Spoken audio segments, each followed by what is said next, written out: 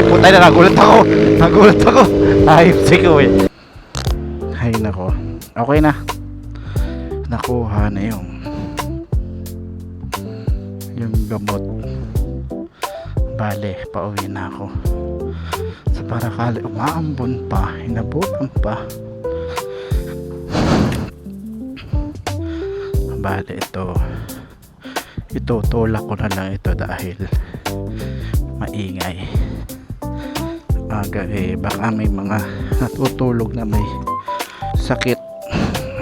Kawawa naman, maabala. Tulak tayo nitong malala.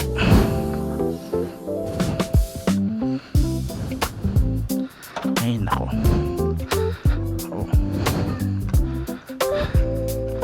Tulak tayo. Ay bumbo na. Paano na?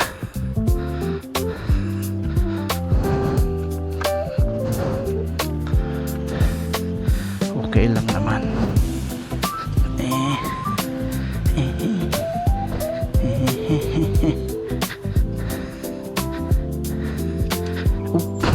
Lakabigat. Dito na ako magpapastart kasi hindi na maingay.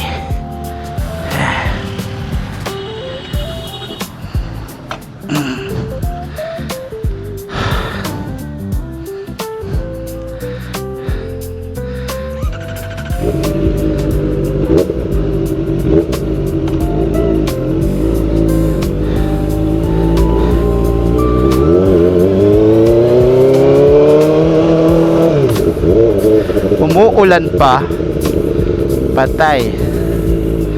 Hanap tayo ng sisilungan. Dito Kalamak.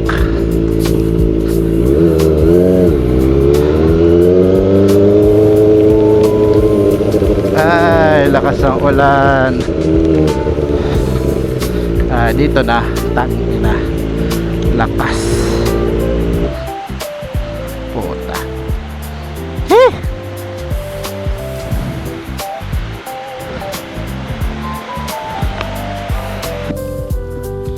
Medyo bad trip na pangyayari.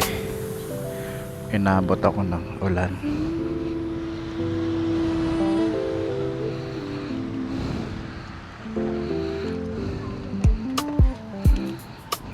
Naku, super lakas na ulan.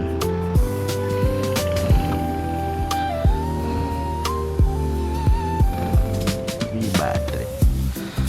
Ay nako, padain pa naman, nabasa ako. Ay nabuti nakasilong ako dito sa kainan na to. Kainis.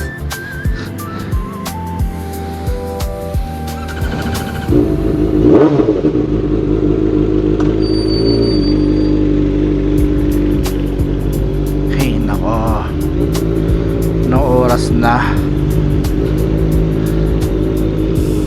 Double check ko lang yung bag ko kasi hindi ko nakita yung cellphone ko.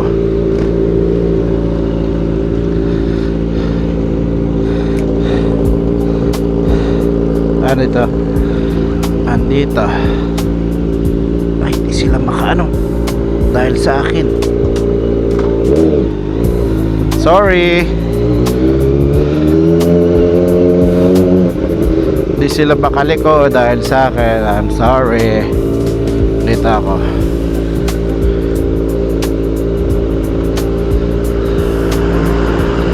Ayusin ko lang tong setting. Gawin ko lang rain. Ayan. Para makauwi na tayo. Diyos ko po.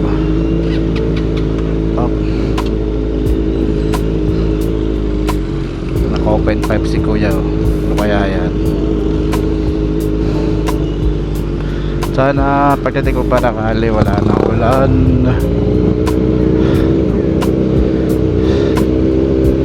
Grabe ang ulan. Ito lang siguro ang pangit sa nagmomotor, pag pinulan kayo. Ay, hindi pa ako makapagtakip ng visor kasi yung visor ko yung madilim pa. Ayan ang oras na hindi, bibihira lang naman ako mag-drive ng madilim.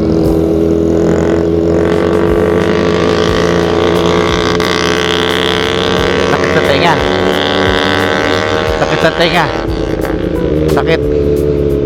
Hindi ko lang alam kung ganun din ang tunog ng motor ko sa ibang makakarinig. Pero yung motor ni Kuya sakit sa tenga. Magtanong pala ako sa ibang tao.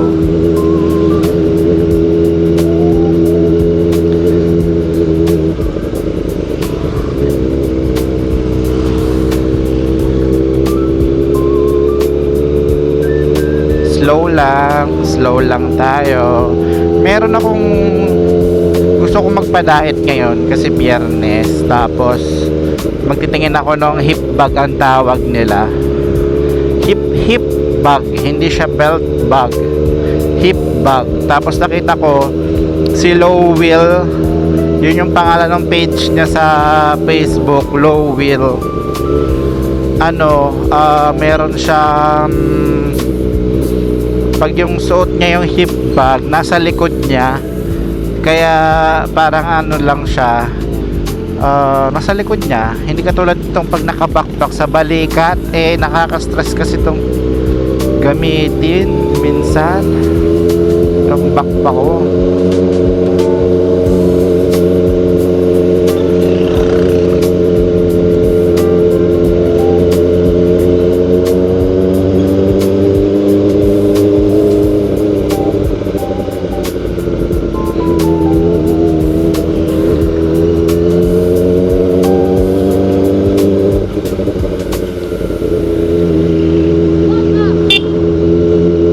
Sorry, hindi mga bomba guys.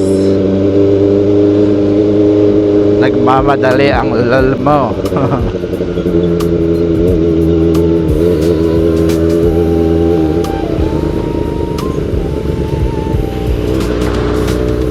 May in order pala kung ano yun, 12 case ng Red Horse in preparation para sa Fiesta ng Panganiban sa October 7. Kasi mahirap niyan. Kailangan ngayon pala nag-iipon ka na ng stock.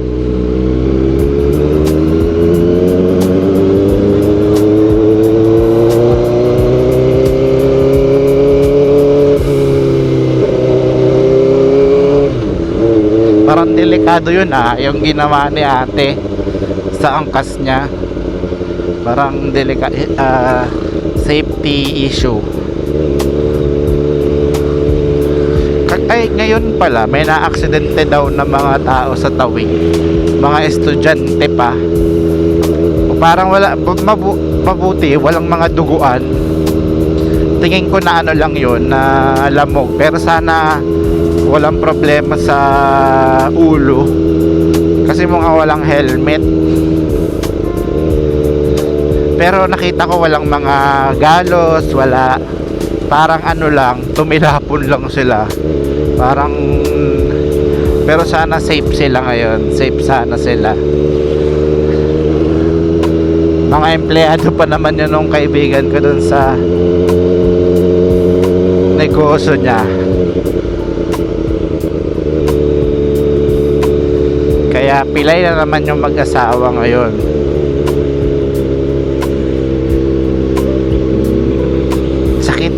Sakit sa likod. Ito lang palang buti pa bumili ng S900, no? Para relax yung o kaya ZH2 para naked bike. Hindi na H2 kasi H2 parang hindi na ako bubuhayin nun kung nagkamali ka.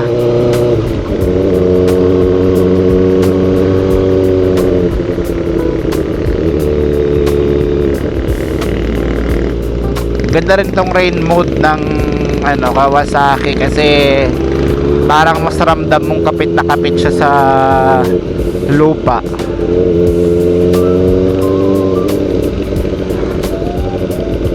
Rain mode. Sakit ng likod ko. Overweight to, overweight. Tapos hindi rin ganoon kalakas yung hatak niya.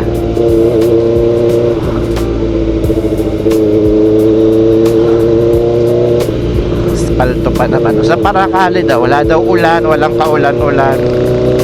Dito lang mga niban lang.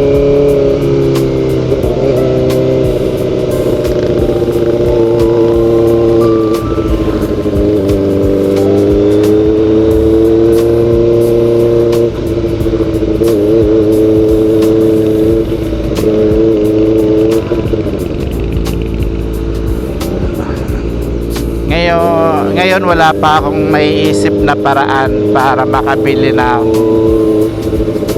Miyata. Parang ang focus ko muna ngayon makabayad na utang as soon as possible.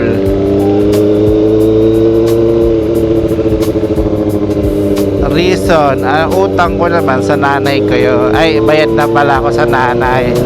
Sa tatay ko na lang pala ako may utang. Saka sa asawa ko.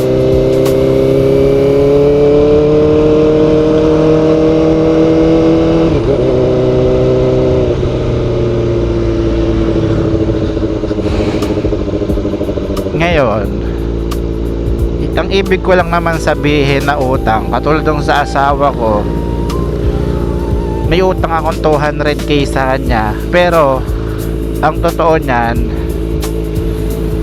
nasa 50k ang utang ko sa kanya, kasi yung 150 ginagamit ko sa business. Ngayon yung 50 hindi ko pa naibabalik doon sa pang business. Tapos yung kay Papa ganun din, nagamit ko. Ngayon ang hirap i-pull out. Parang nasanay na kasi yung tindahan na ganun karami yung stocks, kaya ang hirap nang i-pull out yung ganun karaming pera ng biglaan. Buti sana kung yung stocks ay mauubos agad. Ngayon kasi ang dami ng binabagsakan ng supplier ko, kaya parang pare-pare hirap na rin i-dispose ng stock.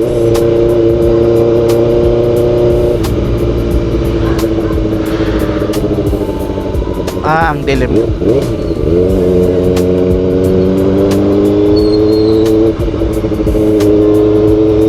Ano pa ba?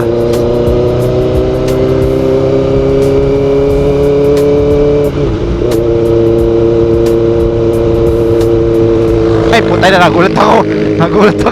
Ayop ko eh. Nervyoso talaga ako. Ayop na yan. Nagulat ako dun ah.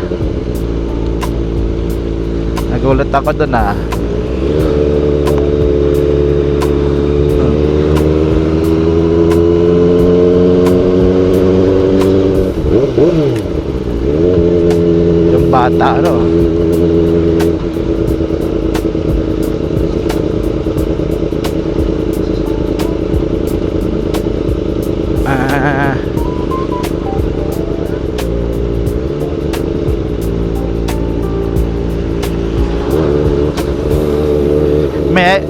Ngayon, pag ako nakaipon na ng marami, hindi kasi ipon na yan, kailangan ko mapataas yung sales. Ay shit. Ngayon, pag napataas ko yung sales na maging consistent, ang bala ko sana makapanood ng Formula 1 sa Singapore. 3 days or kahit 1 day lang na ticket ng Formula 1. Tapos yung 2 days, yun na yung kahit saan pumunta na lang kami, mamamasyal na lang. Basta 1 day makapa-experience man lang kung ano yung feeling, kung ano yung mga pagdumadaan yung sasakyan.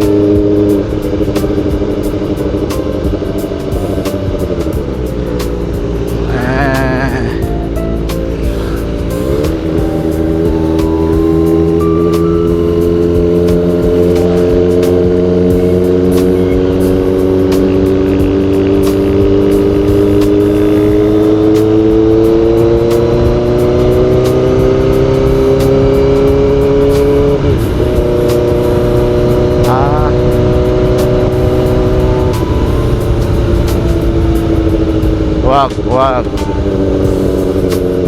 Hindi pwedeng sobrang bilis kasi bukas yung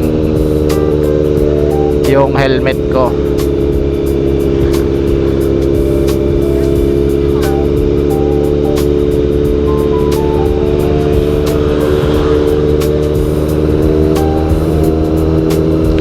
Ha ha ha ha.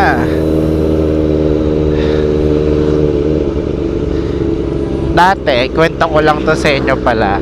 Nung dati, ang mindset ko dati nung nag-aaral ako ng college, sabi ko sa magulang ko na pag ako nakagraduate ng college, mapahinga muna ako ng 1 year ha. Parang gusto ko muna magpahinga ng bakasyon lang. Tapos, saka ako mag-ahanap ng trabaho. Yun yung sabi ko sa kanila nun. Kaso, pagka-graduate ko ng graduate ko ng 20 years old, doon din ako 19 years old yata ako graduate pala. 19 years old ako graduate ng college. Tapos 20 years old nasa ibang bansa na ako. Nagtatrabaho, tangina. Ang sweldo ko lang nun kung sa peso nasa 20,000, 18,000. Kasi Gloria Macapagal nun, ang liit ng palitan ng dollars nun kay Gloria. Tapos ano ba nangyari nun? Gloria Macapagal, yung panahon na yon. Tapos 20 years old, nag-ibang bansa na ako. Tapos 25 years old, para rin akong tanga, tumigil na ako magtrabaho, nag-business na lang ako. Pero kasi meron naman kaming capability na yun lang din naman ang advantage ko sa ibang tao siguro, dahil meron nga akong capability na bless ni Lord na kahit wag na magbarko, pero ay mag-ibang bansa pala, pero nung nasa ibang bansa naman ako, marami rin ako natutunan sa buhay na magagamit ko sa pakikisama sa ibang tao. Hindi man fully, pero na-develop yung pagiging human. Katulad ng ano na paano ko ba sasabihin,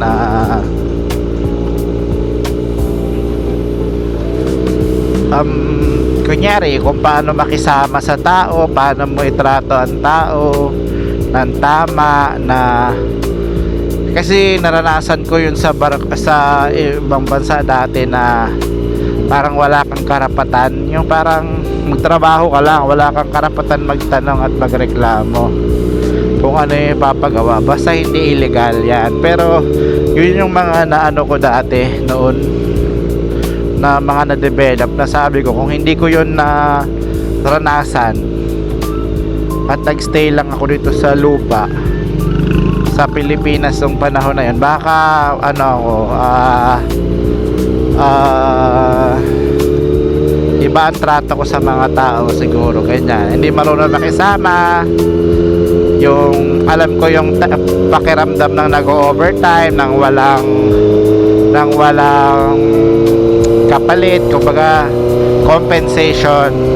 Kumbaga importante yon na ang mga tao kung pa-overtime mo, dapat may compensation niya na marireceive. Naranasan ko nga dati 3 araw or 2 araw na walang pahinga ang trabaho. As in walang pahinga. Siguro may pahinga ng konti, mga 3 hours, 5 hours, ganon. Pipikit ka lang, tapos trabaho ka na naman ulit. Tapos ang matindi pa nung panahon na yun, wala nang tulog, wala nang pahinga. Sobrang lamig pa, na may hangin. Hindi siya yung lamig na yelo, lamig siya ng para kang nasa freezer na tuloy-tuloy yung may hangin. Kasi yung part ng bansa na yun, hindi ko matandaan kung China yun, sa northern part ng China yun, malapit na sa mataas pa sa Japan siguro yun. Ang nangyari doon, ano ba nangyari?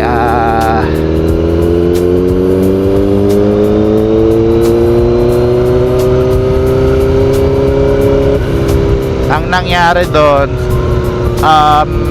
yung yelo niya, yung parang sa ref, yung hindi nag-snow, yung basang, yung nagyayelo na parang hindi siya snow talaga, na tuyo. Ano siya, nagyayelong basa, yung parang para siyang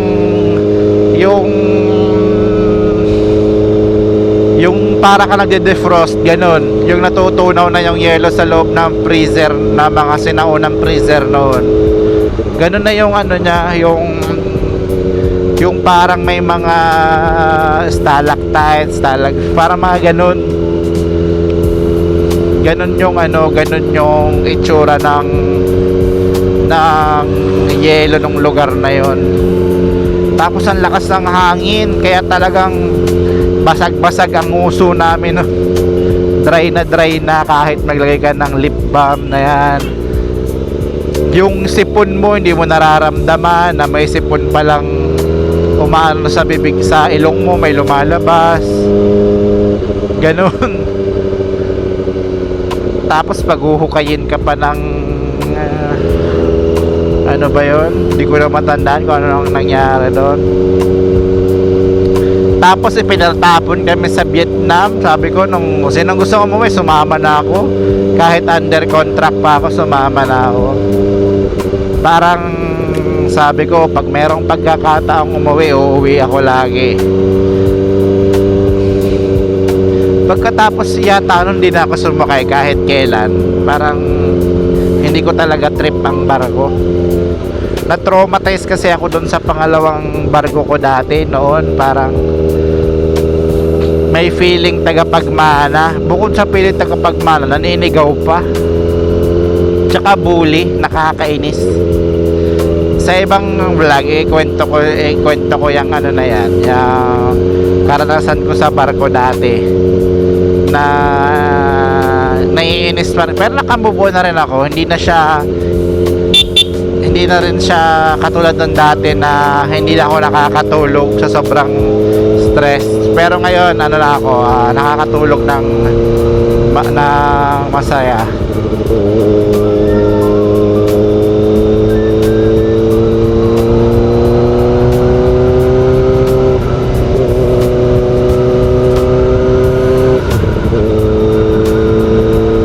Oops, lakas na naman ng hangin. Ang lakas ng hangin.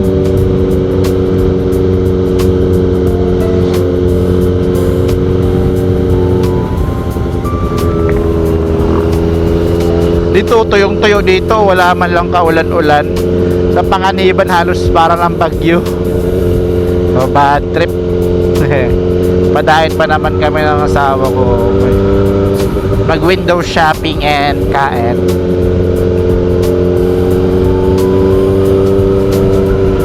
Pwede ko na siguro baguhin ang mode nito habang umaandar. Pwede siguro. Ay, pwede oh. Biglang lumakas yung hatak. Mas naging responsive.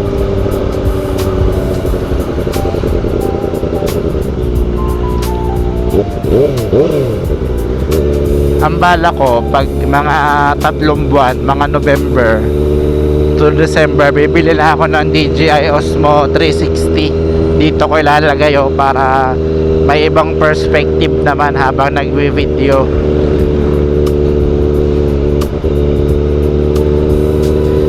Hindi man parate, pero hindi ko pa alam kung anong gagawin ko, kung paano ko gagawin yun.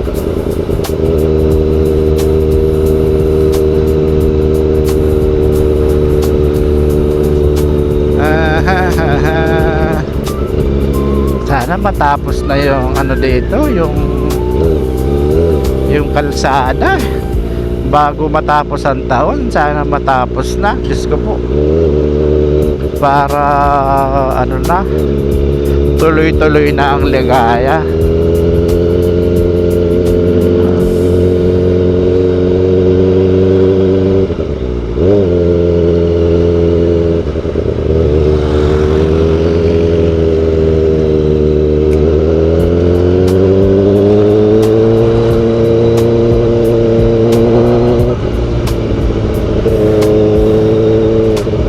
Ayan o.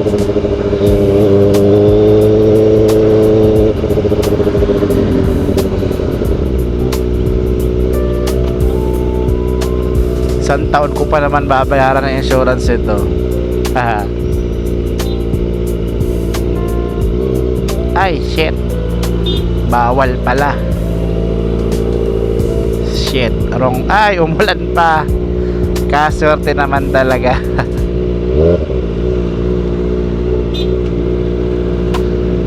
Swerte.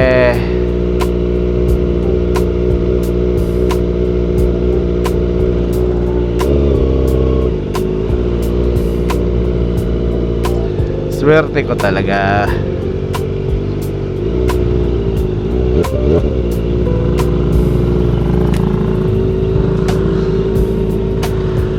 Bilis.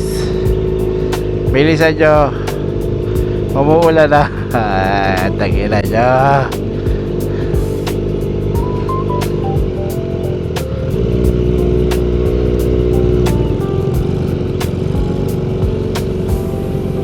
Ito na yung putikan. Pag ano, tangina. Sana okay lang. Ay. Ay. Lord. Ayop na kalsada to. Kaninang umaga nagrarant ako sa kalsadang to. Sa inis ko, sa galit ko doon sa kontraktor na hampas lupa. Hindi yung ano ha, JJ, hindi yon, yung kung sino man yung gumamit ng pangalan nila. Kuha ka ng kontrata na wala kang pera. Ayok. Small things muna dapat. Dapat yung maliit ka lang muna. Ito na, sisingit. Up.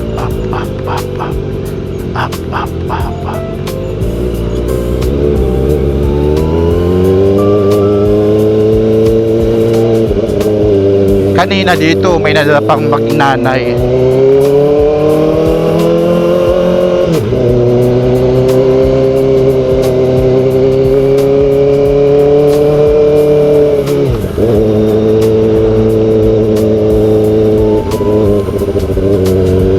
Kailangan ko ng bilisan. Papatayin ko na to.